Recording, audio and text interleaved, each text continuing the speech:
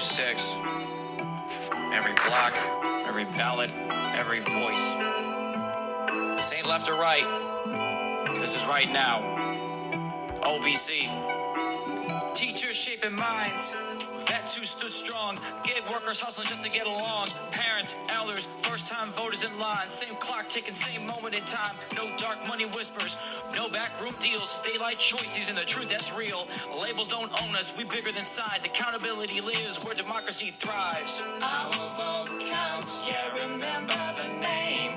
Every voice heard. We don't play no games. From the city to the plains, let freedom resound. Different stories, same future.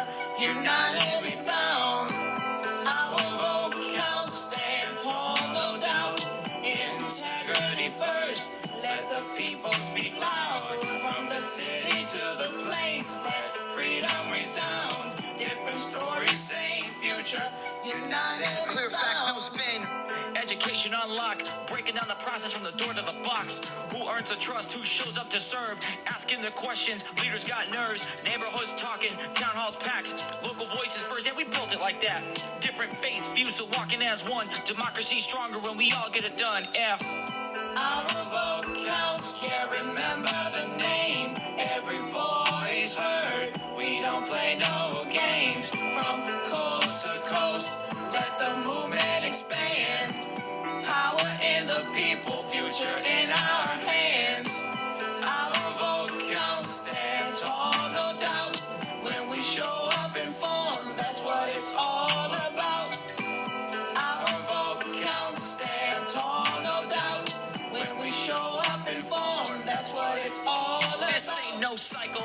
Nah, this is a standard. Long-term vision. Principles planned from schools to the boards up to the higher seats. We connect the dots from the block to the streets. Peaceful power, respect and demand. Integrity measured by actions, not plans. OVC active, participation mounts. When the people stand ready, turnout counts. Yeah.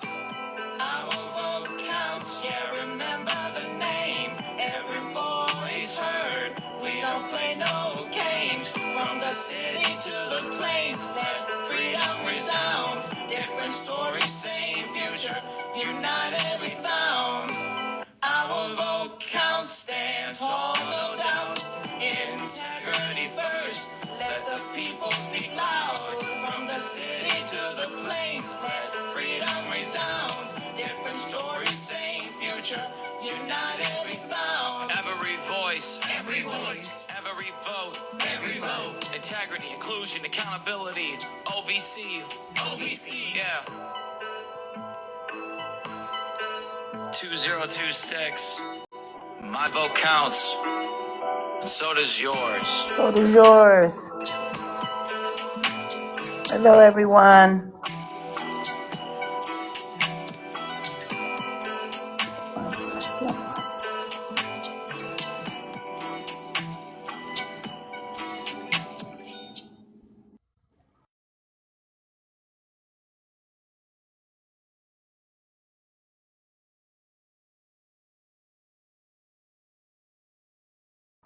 Give me one moment.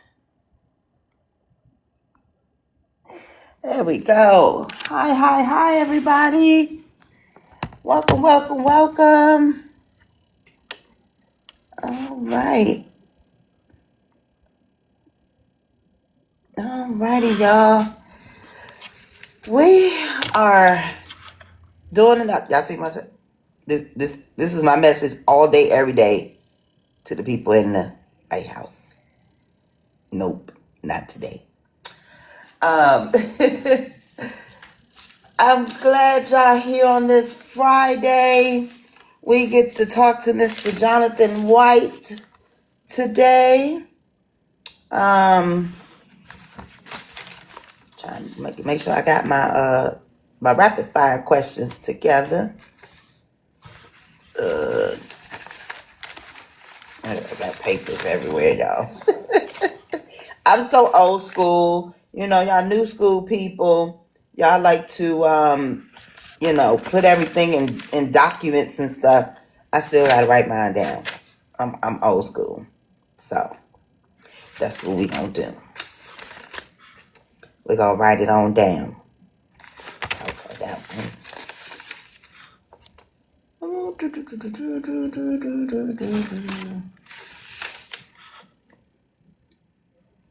Okay. Again, make sure y'all tapping that screen, sharing this out. If you know anyone in West Virginia, please send them on over. I gotta give me some lip gloss here, y'all, cause the way this winter been chopping up my lips, y'all wouldn't understand. Hello. Welcome in, Shallow. How are you doing? Shallow, I think you didn't you win? Shallow, I think I saw that you won, ma'am.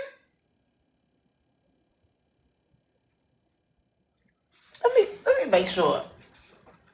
Cause I wrote that down too, y'all. I said I write everything down. Let me see.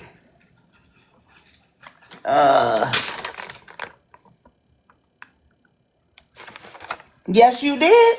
That's what I thought. I wrote it down. You won your race. Good job, Shallow. Yes.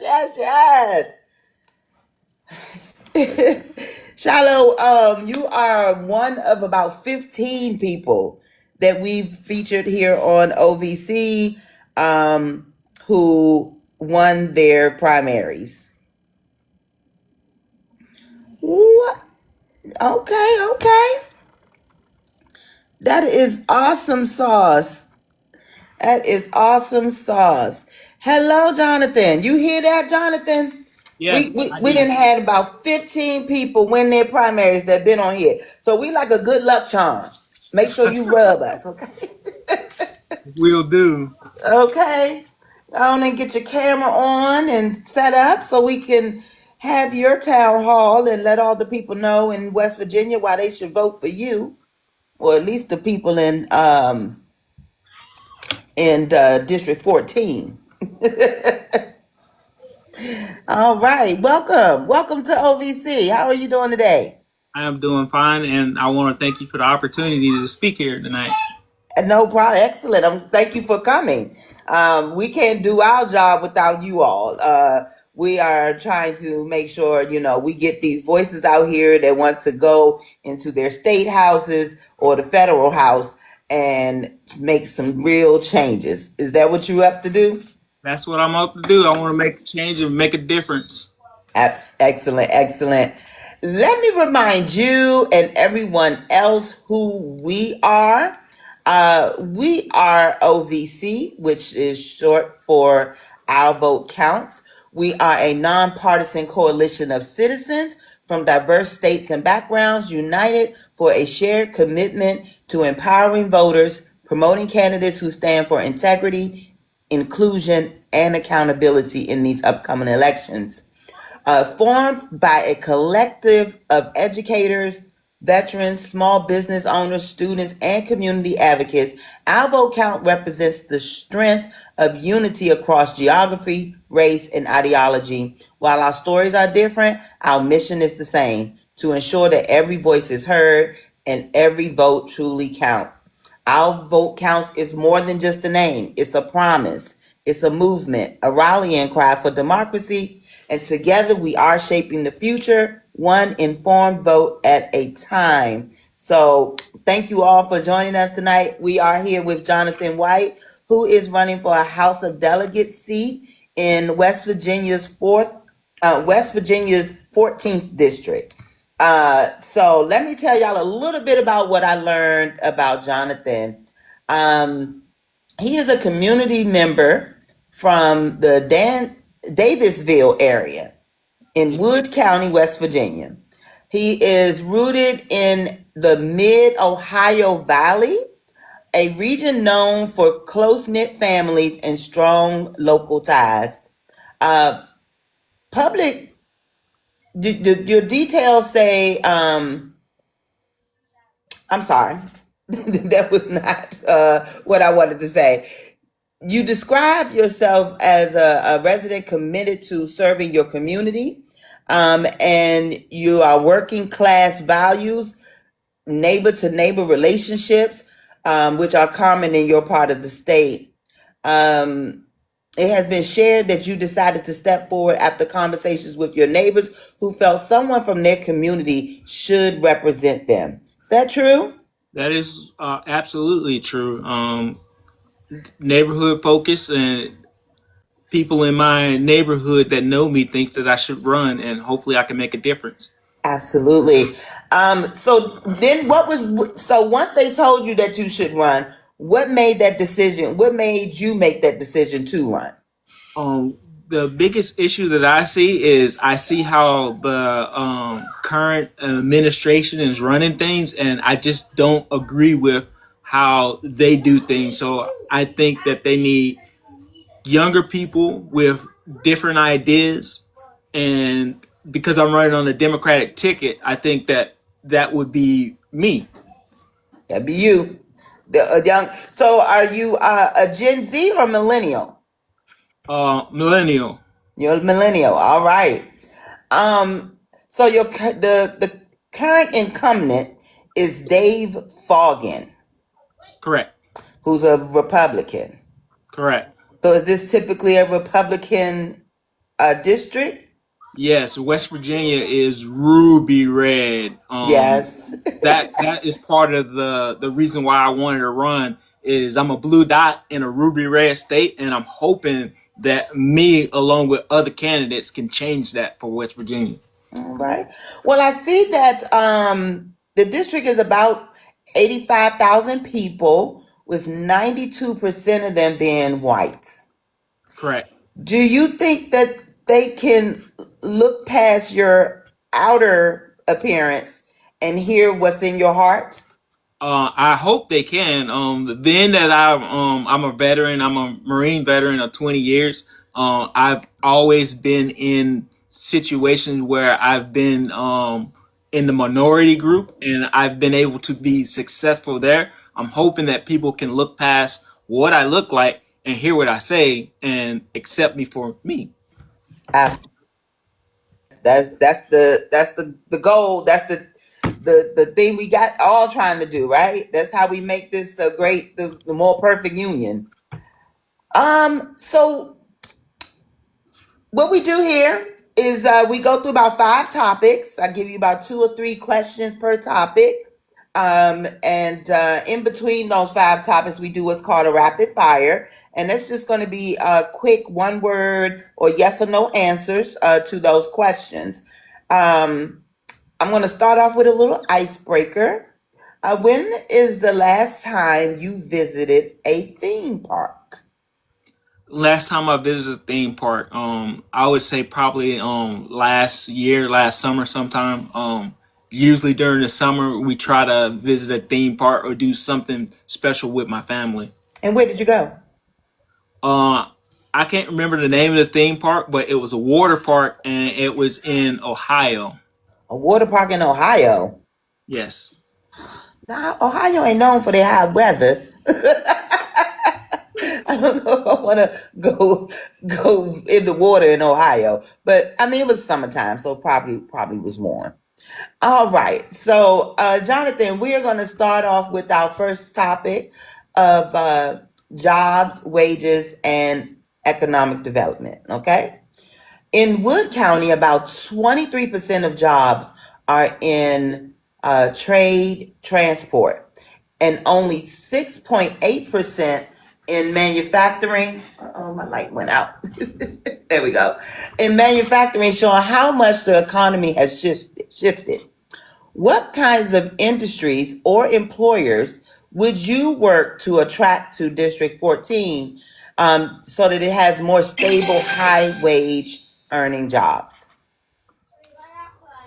Um, could you repeat the question for me one more time? So basically, we want to know what kind of industries or businesses would you like to attract to District 14 so that y'all have more stable and high paying jobs? I'm not quite sure about what kind of industries that I would support, but I can tell you one that I don't kind of support, and that would be like data centers, because Okay. data centers are bad for the environment. So in West Virginia, part of my campaign is for infrastructure, clean water, and data centers are bad for clean water, so data centers is out. Um, as far as attracting new businesses, I would support helping the coal business because it's dying. Support helping them getting new jobs and new renewable energy source type jobs. Okay, that sounds good. So you're gonna try to figure out how to take the coal industry and make it more modern, so that Correct. those people can continue to have a place to work. Yes. Excellent idea. Many of your largest local employers are hospitals, schools, and federal offices rather than paying private industries. What would you do at the state level to grow more career track or private sector jobs that raise wages in the Parkersburg area? So kind of the same question, but it's just more like, instead of government jobs, how can y'all promote more private industry jobs? One of the things that we can do to do that is try to make sure that our tax structure is competitive with our states that's around that border us. So, like, I would support legislation that would hopefully drive a competitive tax structure that will help bring businesses in. Mm-hmm. Now, another way to to secure your economy in West Virginia District 14 is through education and training. So, how should the state expand partnerships between employers and local colleges so that residents of District 14 can move into better paying careers without leaving the area? Just with generally with more funding and then more partnerships within the colleges for the higher education. Mm-hmm. Well, leading up to that, we need more funding in the lower education systems to get the individuals ready for higher education. So I would support funding type bills. Okay, so the funding bills that will add more like career oriented classes to high schools, or should this be something separate? Like, once they out of high school, then they go to something for industrial jobs, or should this be a part of high school? I think it should be a part of high school because high school is when young adults are up and coming. And if we can fund them and get them interested in industrial type jobs at a younger age, it will carry over into older ages. That makes perfect sense. Um, well, since we're talking about education, let's go a little bit more into that. In Wood County schools, about 78% of students qualify for free or reduced price lunch, showing the level of economic need in the classrooms. What state education funding or support policies would you prioritize so schools in District 14 can meet student basic needs and academic needs? So first thing, the elephant in the room with West Virginia is we have this thing called the Hope Scholarship, and the Hope Scholarship, in my opinion, needs to have guardrails put on it. I'm not saying that people can't have education choice. I think the Hope Scholarship should have limits put on it on income, and the reason why I believe this is because the scholarship is siphoning money away from public schools. So if we can get that under control, I believe that will help us put more funding into our lower education, our elementary schools, our middle schools, and our high schools. And what I would call a priority, because of the area is low income, is I think everyone should be afforded a free lunch. So I think that should be a priority. And then we start prioritizing things like trade schools and things like that. But that goes back into high schools. That's true. Um, so would you expect the funding for make sure that every child in elementary, middle, high school can get a free lunch? Would you expect that funding to come from the state or from the federal? Um, I think that it could be split. And I don't have like a 50-50, but I think like um the federal government should have a hand in it, but I think it should be more heavy-handed from the states because as we've seen in in this administration right now, they've pulled funding from all types of things, and if we be dependent on federal funding, that could kind of cripple us and set us back. That's true. That is true. Now, with West Virginia, Parkersburg, and the Caperton Center providing technical training locally, how should the state expand career and vocational education so more students in Wood County can move directly into the good paying local jobs after graduation? Instead of just those entities, we expanded across the board into more high schools. Instead Like, of just those two. yes, Okay. So make it more accessible. it's WVU Parkersburg and the Caperton Center. So those are two educational centers. Yes. And they are the only ones that have like technical training. I think that we should expand that into the high schools. That would give more access to individuals all across the district. Instead of just having those two places, make it more accessible. That is true. Now, while Wood County schools rank among the best in West Virginia, others struggle and rank near the bottom. What role should the state legislature play in reducing these performance gaps so every student in District 14 has an equal opportunity? I think that the legislature should have a big role in doing that because if they standardize things across the board and everybody's striving to work to the same state standard, it should bring everyone up. That's why I think the legislature should be involved more. And how should they be involved? I've heard people say that a lot of this should be in the hands of the school board, but that I think that's how we got in the problem that we're in. One school board is doing one thing while another school board is doing another thing. How can we end that inconsistency? To end that inconsistency, there probably should be a study done to figure out which school board is getting it right. And then once we figure out what school board is getting it right, we make everyone have that type of standard. That's true.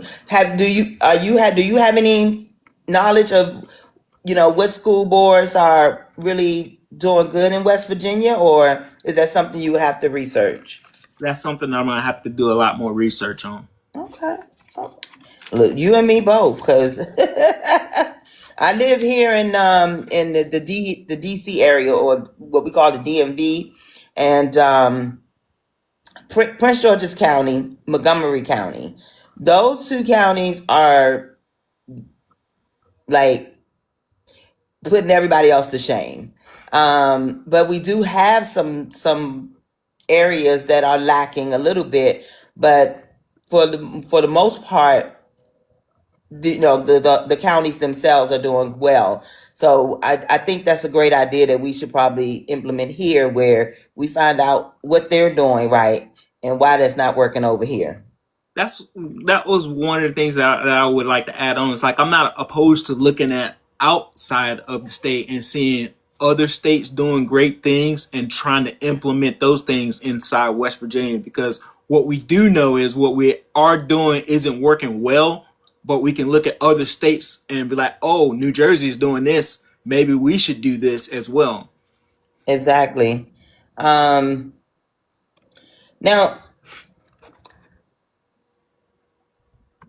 let's see. Let's talk a little bit about healthcare. Okay, so Many residents in your district rely on a small number of hospitals and clinics for care. What state policies would you support to strengthen healthcare access and provider availability in Wood County so people don't have to travel far for basic or specialty care needs? So I'm going to support any policy that brings in more money into the healthcare system, as in like paying doctors and nurses what they're worth. Because if we can retain doctors and nurses and get the be competitive with the surrounding states, I think that would be a good thing, and that would help our healthcare system grow so that people don't have to travel as far. But first, we got to grow it first. So I would support any policy that's going to help us grow the healthcare system. Okay. So in growing it, is that putting more like clinics or urgent cares in the rural areas, or is it building more hospitals, full on hospitals? I think we could use a lot more urgent cares in the rural areas. We could use hospitals too, but urgent cares, because if you use urgent care like it's supposed to be used, I think you will catch the little things before they become big things, if that makes sense. And more access to urgent care for the people would benefit. Absolutely. Okay, so we're gonna go into my first rapid fire questions. And like I said, these are really super simple and easy. But it's kind of like where you stand in politics. Okay. Should we tax the rich more or cut taxes for everyone? Tax the rich more. Wait, why y'all can't cut my taxes now? Come on now, we want some tax cuts. Should there be term limits in the state at federal level? Should there be term limits, period?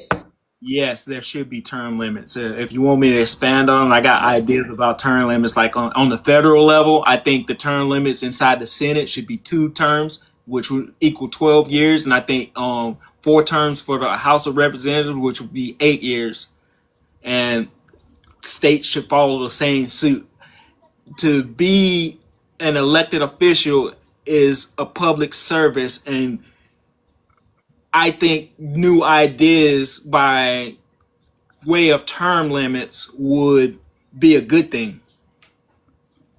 I think so too. Now, in your area, would you like to fix the roads first or public transit? Well, if I have those 2 choices, I'm going to have to go with the roads, because if the public transit it has to go over messed up roads, you're going to create more maintenance problems. That's the correct answer. Rent control. Do you support or do you support it or oppose it? I support rent control, because being in the area that I am, and we don't make a lot of money. In order for people to be able to live and live comfortably, I think rent should be controlled so that it doesn't spiral out of control. I don't think there should be ever a point where you're choosing to pay your rent or you're going to choose to buy your medicine. Like, that just doesn't compute. You should be able to do both. Correct. When it comes to the voting age, should it be changed? And if so, should it be raised or lowered? I think the voting age is good the way that it is set up. But I will say, for 16 and 17-year-olds that work, I think that they should get their money tax free. They shouldn't be taxed at all, because if you can't vote, no taxation without representation. If you can't vote, why are you taxing me? Like, let them get a running start, and then once they become a voting age, then they get taxed. Agree. And see, and that's the thing is, technically the teens don't have to pay taxes because their parents should still be claiming them as a dependent. But no one tells them that. So they go into this job and the taxes is coming out, They're missing half of their paycheck when they're not going to get it back or any, you know what I'm saying? Because somebody else is going to claim them. So they can't file for the taxes. Correct. So, but no one tells these children that. They just go in and put in their little I-9 and taxes is coming out their check. So we need to educate our children more on that. That when you go get a job, make sure you hit exempt so no one's taking your taxes out. But I know nobody told me that when I first started working. No one told me that either. um, the biggest issue facing your community right now. I think the biggest issue that's kind of facing our community is we got an epidemic, a drug epidemic. And I think once we solve that drug epidemic, I think Say that will. substance. Say substance abuse. That TikTok don't like that DRUGS word. I think once we solve that substance abuse epidemic, that it would bring our communities even closer and bring them up further. The sound. Look, I've heard West Virginia is dealing with that issue right now, heavily, majorly. So hopefully y'all can figure it out. One word to describe your leadership style. Quiet. You're a quiet leader. Yeah, I'm a quiet leader. I can be loud spoken when I need to, but I would prefer to be the calm, relaxed voice of reason Okay. type of leader. That's how I led when I was in the Marine Corps. So you was in the Marine Corps. Yes, ma'am. Okay, well, we're gonna jump into that in just a minute. What is one way to make your government body more transparent?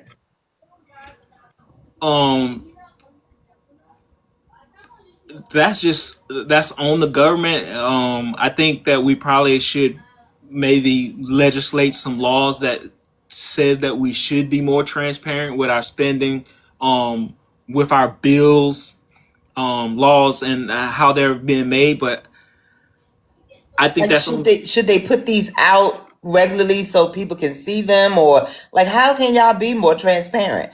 What can help the people understand what's going on in their government better than they understand now?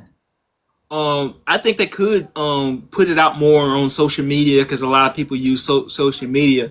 But I think to be more transparent, I think civics in high school need to be taught better, and that will make people actually pay attention more in regards to the transparency because they're going to say that they're transparent, but a lot of people don't get a lot of civics education or good enough civics education to understand that they have to go to the website to go look at the laws and look at the bills, comment on the bills.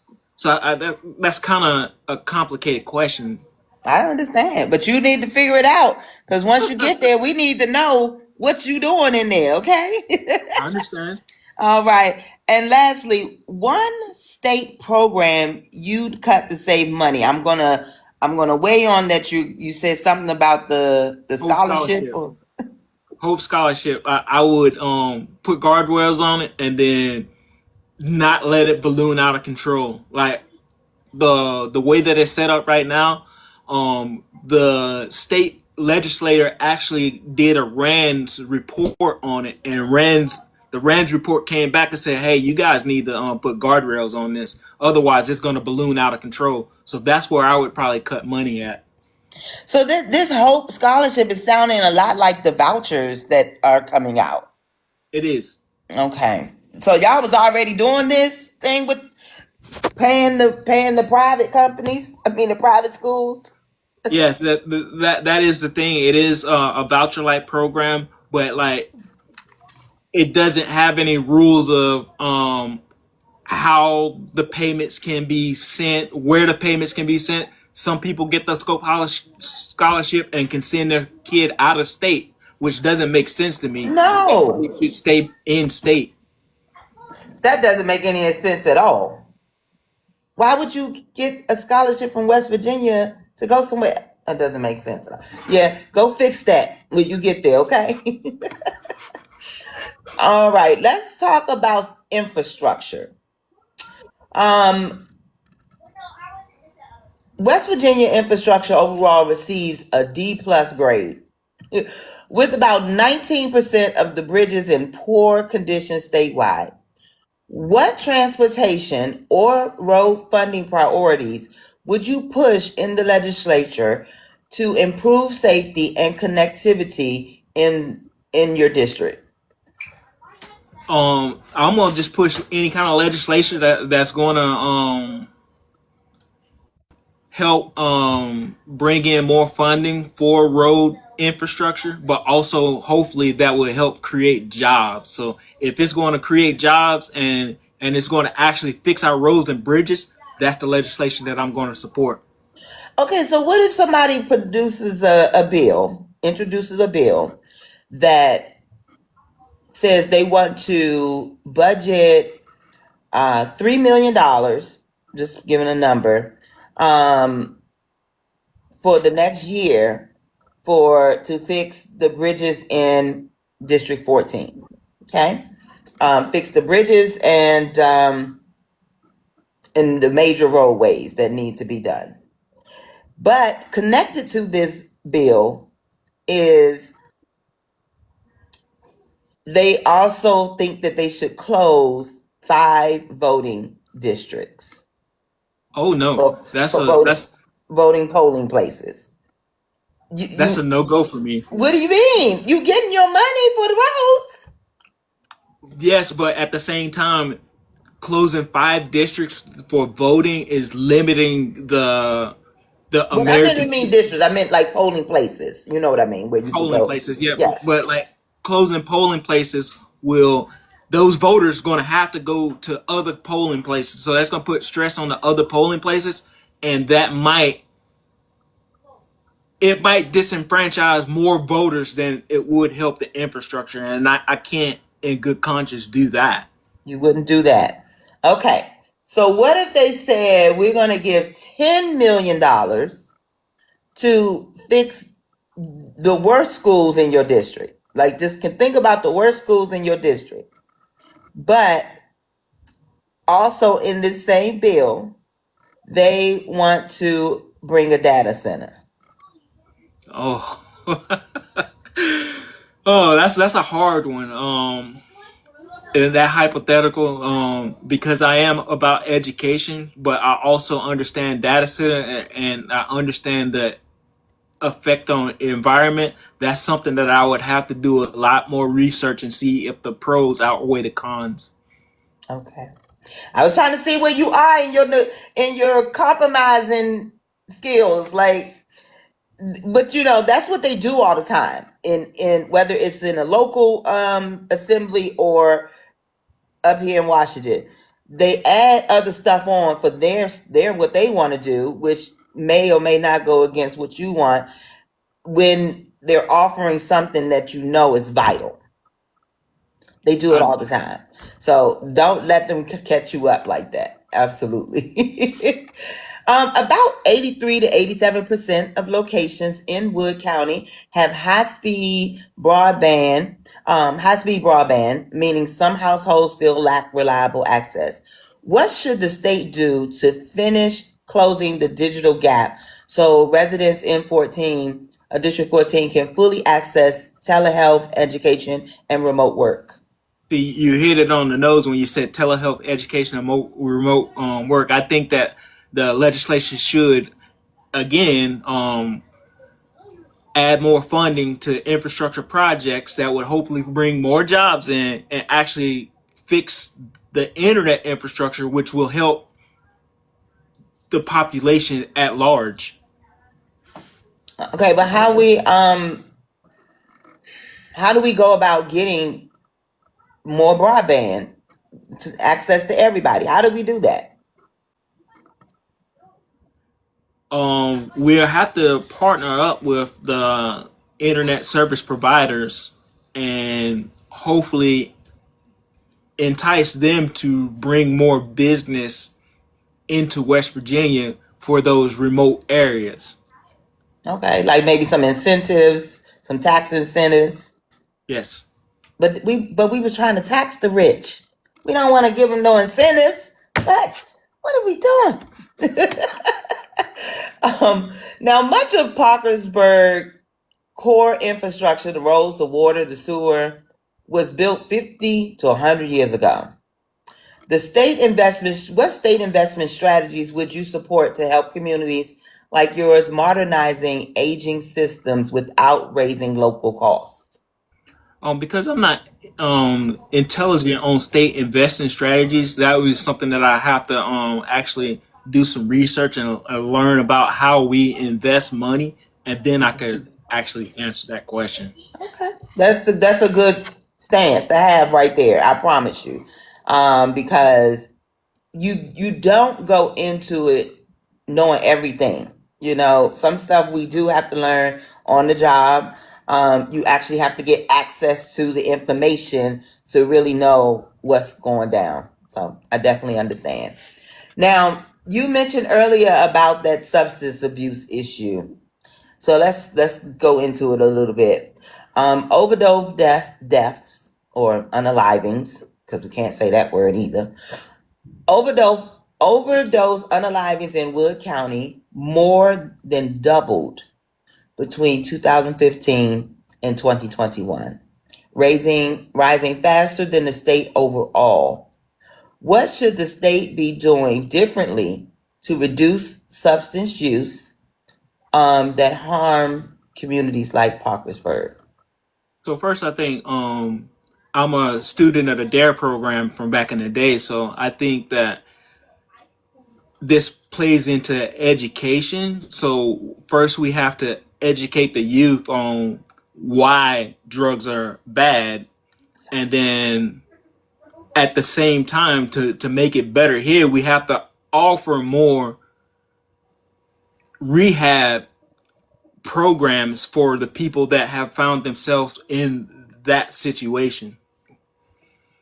Yeah, I would agree. I had jumped into. I tried to bring Miss Bianca up, but then something happened, so I went on ahead and jumped into my next subject. But I think she might have something about the infrastructure. How you doing today, Miss Bianca? Hey, Miss Buttermel, how you doing? All right. What's Hey, your Mr. question White, how you doing? for Mr. White? Yes. So as far as like for the broadband, because I know you guys like in the mountains, have you ever considered having remote schools for kids or to do their education remotely for kids or Um, for teachers to help out with the broadband issues as well? I'm not too intelligent on that, but we do have online schooling that is available for high school. I believe middle school with the homeschooling program. So like that sort of stuff is available. Um, I don't understand if it's widely used or not. Because the reason why I'm asking is because I don't know if the transportation is long for kids to go to school and come back home. So to cut down on the traveling, like an hour and a half or whatever the case may be, there could be like a remote unit, like a remote building that can help out with that, if Yes. that's possible. Like I can see someone's already commented. We already threw it K through 12. I was sure about the middle school and high school. I wasn't sure about elementary school. So remote schooling is available. I don't know how widely it's used though. Okay. Alrighty. Thank you. Thank you, All right. Buttermel.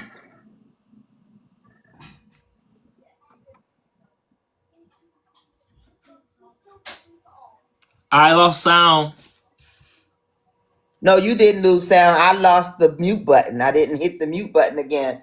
I said I was trying to take her down, but I always hit the wrong button. Okay, so back to the substance abuse because we can't say drugs.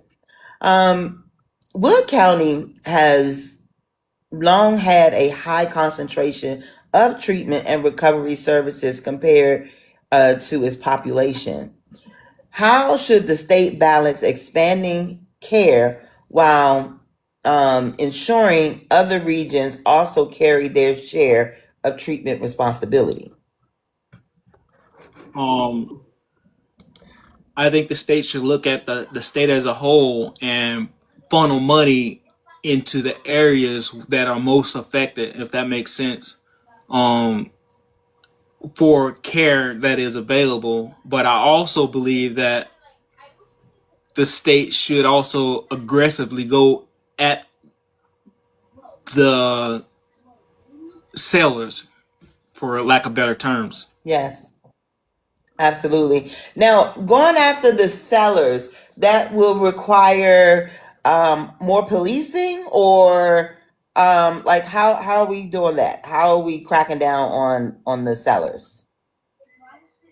The Which is unpopular. Maybe it would require more policing, but until we get the epidemic under control, I think that is one of the trade-offs that I personally would agree to. Yeah, that's kind of how we got into the '94 crime bill, but people don't want to talk about that. we was taking that trade off to get this stuff off our streets that back in the day. But Big Kev came up to ask you a question. Hey, how you doing today, Big Kev? Hey, good evening, Buttermel. Good evening, Jonathan. Pleasure to meet you, brother. I'm hearing a lot of corrections needed in your area. We know that you guys have terrible infrastructure issues. You're struggling with education, and you also are having an aging population, and Yeah. that's something that is kind of rough.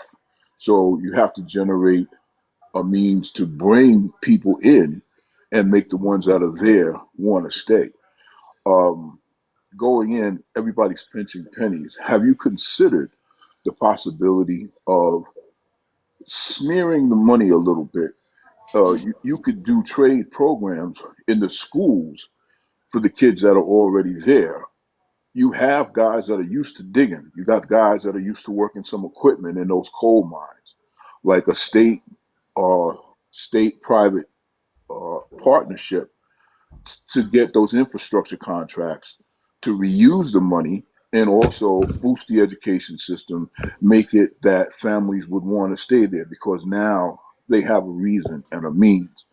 And I know you know that when you improve, because you're dealing with that DRUG problem, when you use and when you increase people's quality of life all around, those problems, for the most part, begin to diminish. They begin to self correct because that despair is removed.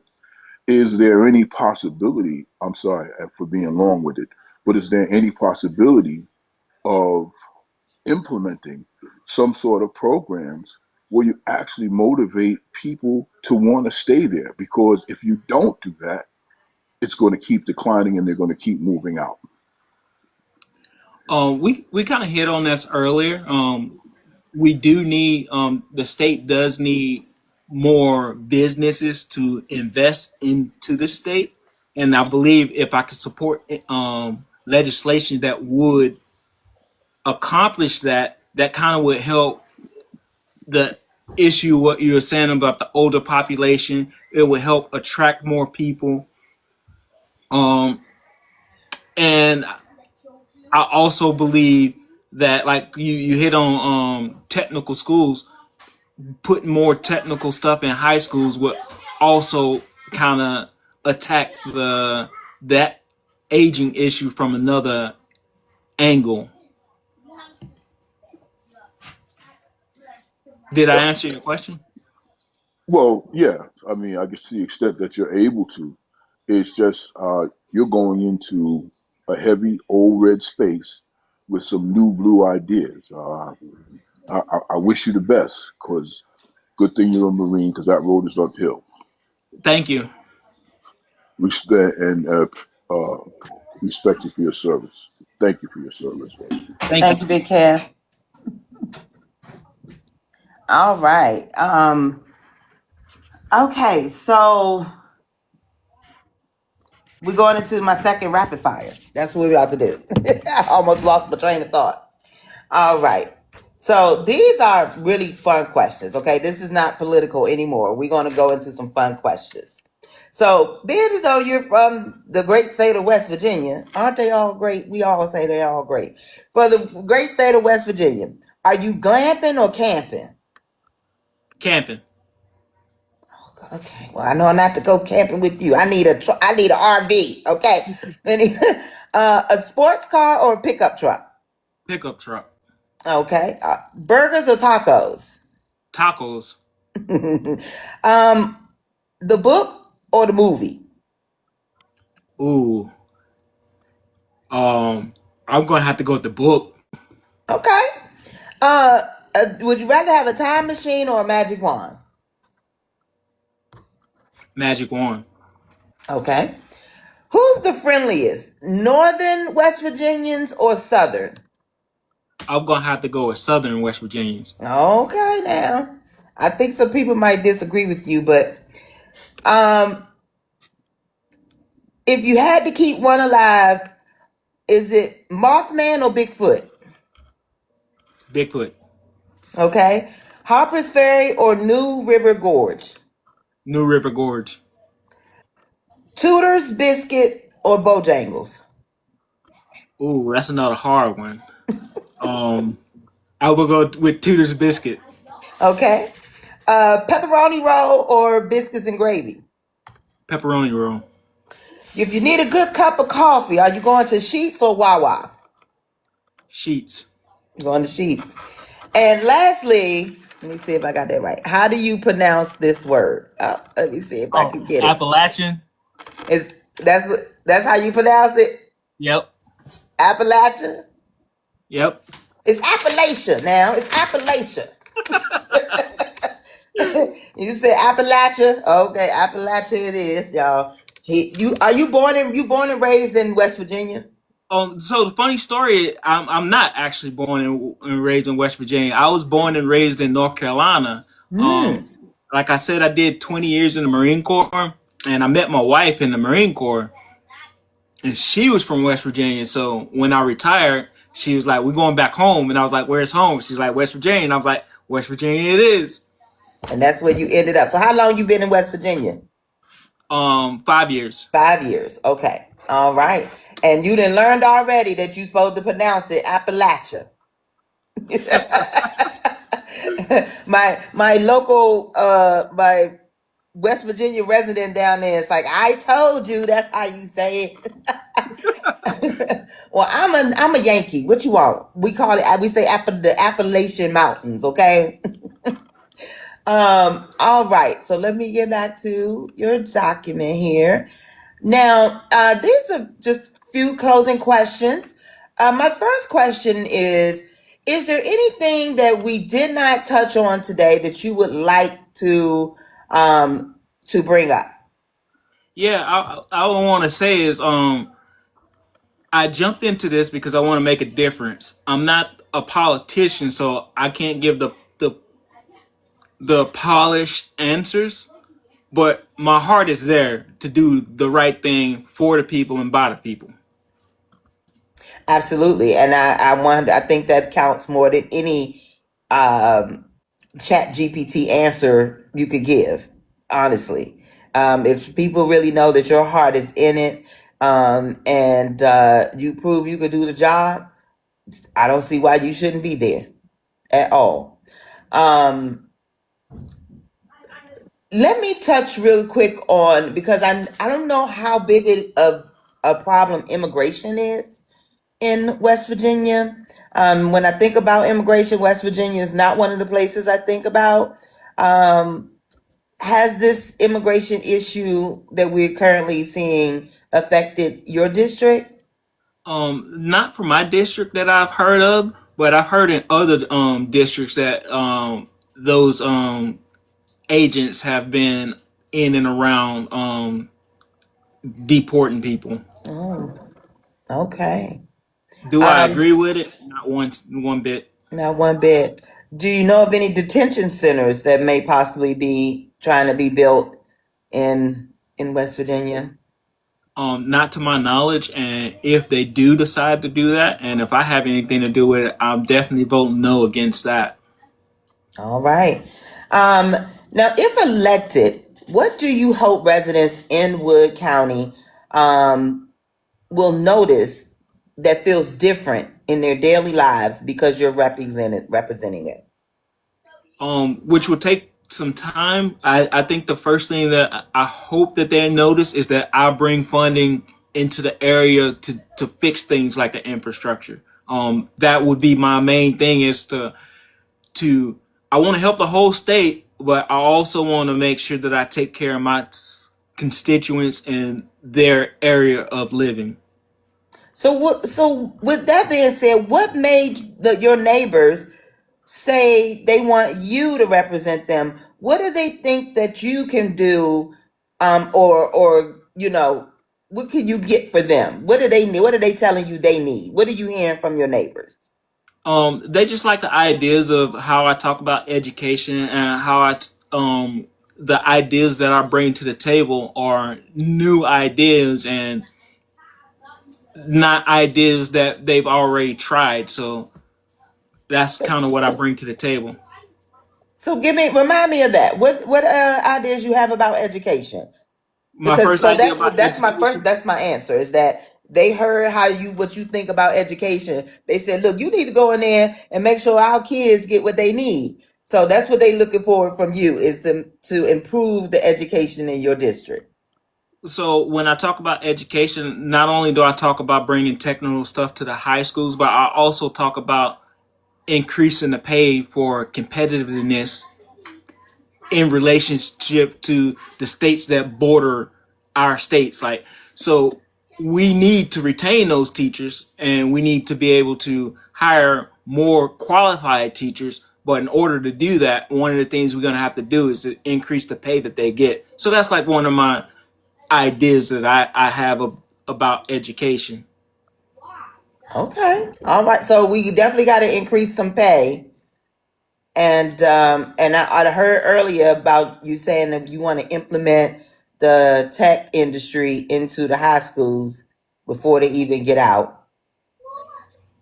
Sound like a plan to me. The Mid Ohio Valley has strong roots, but also faces population loss. What kind of future do you want young families there to be able to build in that community? The kind of future that I would hope is that they be able to survive, and not survive, but like prosper with new innovative technology. So like I don't have or I'll have to come up with a better plan to attract more businesses. But I hope that I'm able to do that, and that in itself brings up the standard of living. Yeah. Because you're going to be asked that by these people. Like, how you going to get us some jobs, sir? That's what they want to know. They want to know how you going to get them some jobs. So you got to have that plan together. Now, my last question. Voters in District 14 often value leaders who are deeply connected locally. What personal experiences from your life there best prepare you to represent Wood County in the legislature? Personal experiences. I would say that while I was in school, I haven't done it now, but I volunteer my time to local food banks. Okay. I mean, I would say being a Marine is a pretty big experience. And I think I lost your volume. Um, There you go. Okay. Um, yeah, I mean, so what did you learn in the Marines that you think could possibly help you at the legislature?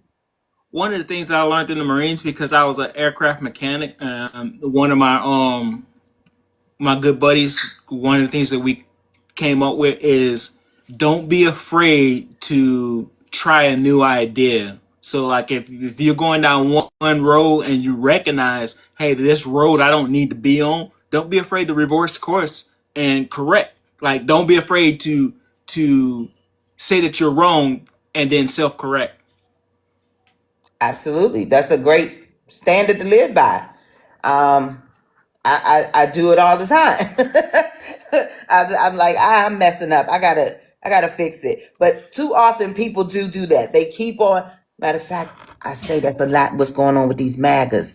They will not course correct right now. They are staying on this road to destruction. I'm just like, y'all know this is the disaster. Please get outraged.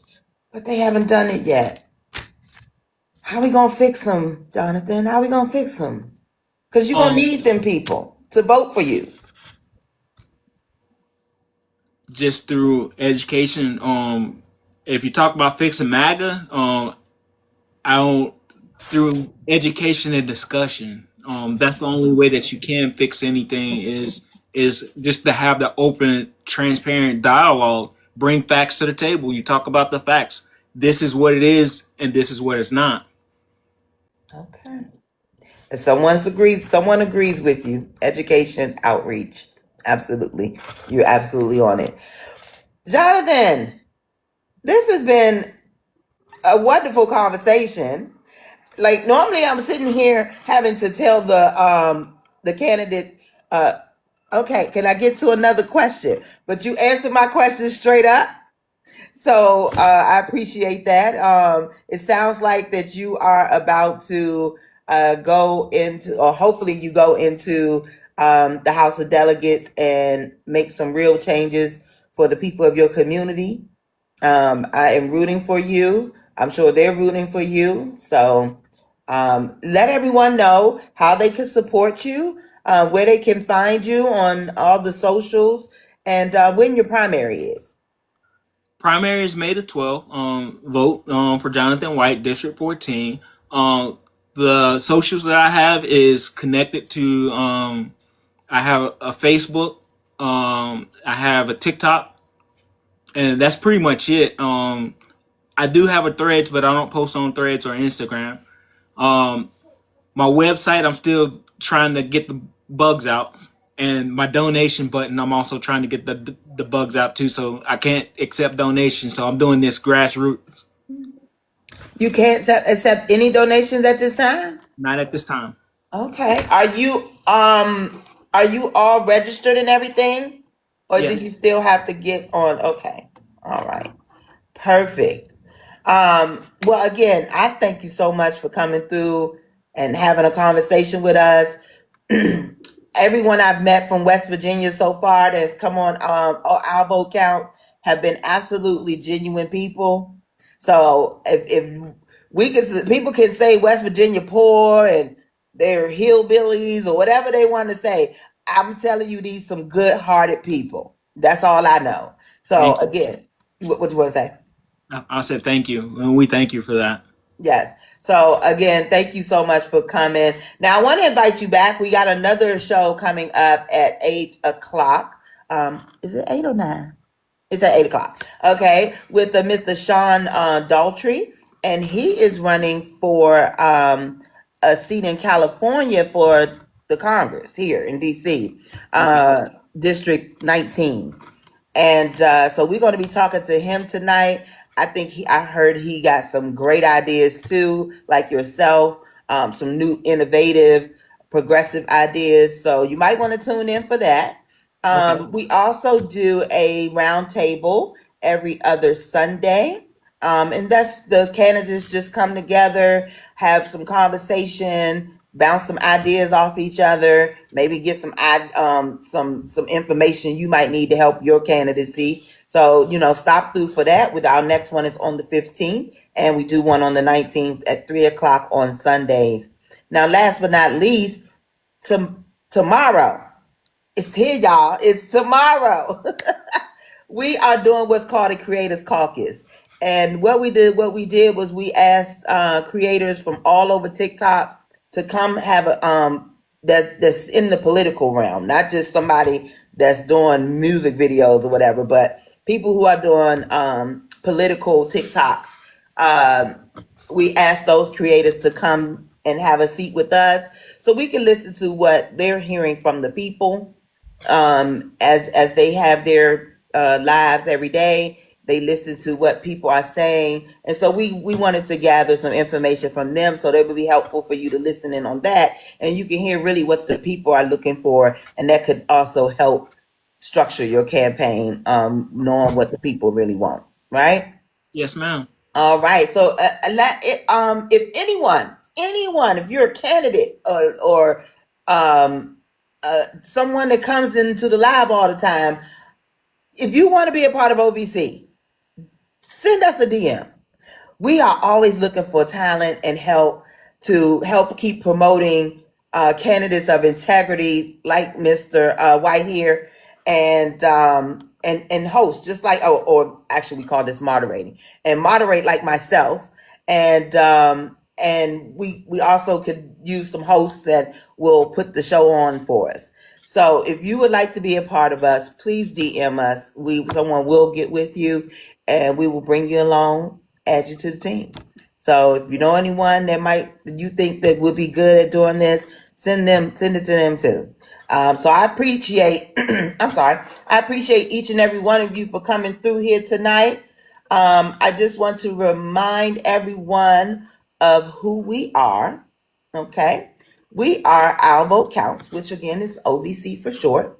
We are a nonpartisan movement uniting Americans from all walks of life to empower voters, support candidates of integrity, and ensure every voice is heard.